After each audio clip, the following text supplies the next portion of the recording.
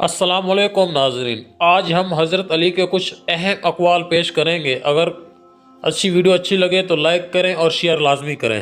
اگر کوئی شخص اپنی بھوک مٹانے کے لیے روٹی چوری کرے تو چور کے ہاتھ کاٹنے کے بجائے بادشاہ کے ہاتھ کاٹ دیے جائیں۔ دوست کو دولت کی نگاہ سے مت دیکھو، وفا کرنے والے دوست اکثر غریب ہوتے ہیں۔ بے وقوف ترین انسان وہ ہے جو اپنی بدکاری پر فخر کرتا ہے۔ لوگ دو طرح کے ہوتے ہیں، ایک سختی لیکن ان کے پاس پیسے نہیں ہوتے، عطا کریں مالدار مگر وہ کسی کی حاجت روائی نہیں کرتے۔ مصیبت کے وقت گھبرا جانا مصیبت سے بڑی مصیبت ہے۔ جس شخص کے دشمن نہ ہوں اور سب دوست ہوں اس جیسا منافق کوئی نہیں، کیونکہ دشمن اس کے ہوتے ہیں جو حق کی بات کہتا ہے۔